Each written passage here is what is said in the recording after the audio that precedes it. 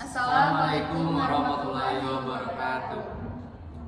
Kami dari kelompok 5 sesi 1 Prodi S1 Akuntansi kelas 3C akan mempresentasikan materi tentang ketenaga kerjaan. Saya Farhan Rifki Penara dengan NPM C1C023141 dan teman saya Sarif Yolanda dengan NPM C1C023024.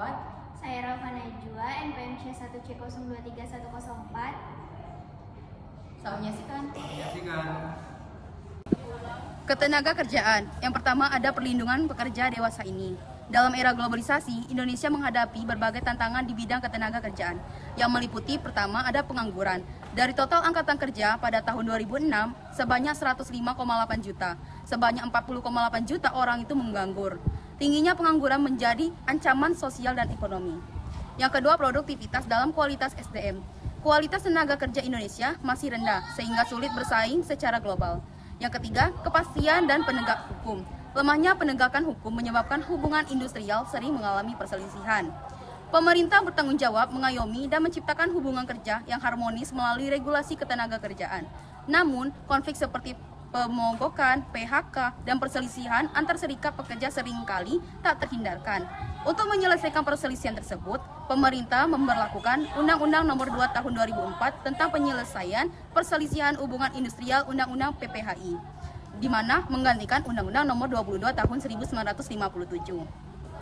Di mana keunggulan Undang-Undang PPH ini yaitu dapat memperkenalkan mekanisme penyelesaian melalui konsiliasi, arbitrase, dan pengendalian hubungan industrial, dan juga sebagai mengedepankan proses sederhana, cepat, tepat, adil, dan murah sesuai Undang-Undang Nomor 35 Tahun 1999. Alasan penerapan Undang-Undang Nomor 13 Tahun 2003, yaitu yang pertama, pengembangan nasional untuk mencapai masyarakat yang sejahtera dan adil sesuai Pancasila dan Undang-Undang Dasar 1945. 2. Peran tenaga kerja sebagai pelaku penting dalam pembangunan nasional.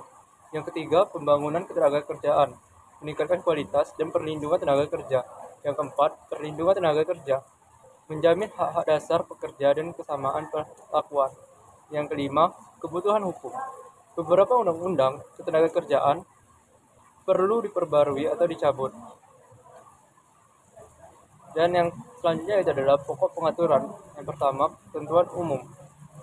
Yang kedua, landasan dan tujuan. Yang ketiga, kesempatan dan perlakuan yang sama. Yang keempat, perencanaan dan informasi. Dan yang kelima, pelatihan penempatan tenaga kerja. 6. Perluasan kesempatan kerja. 7. Penggunaan tenaga kerja asing. Yang kedelapan, hubungan kerja. 9. Perlindungan pengupahan dan kesejahteraan. Yang ke-10, hubungan industrial. Ke-11, pemutusan hubungan kerja. Yang ke-12, pembinaan dan pengawasan.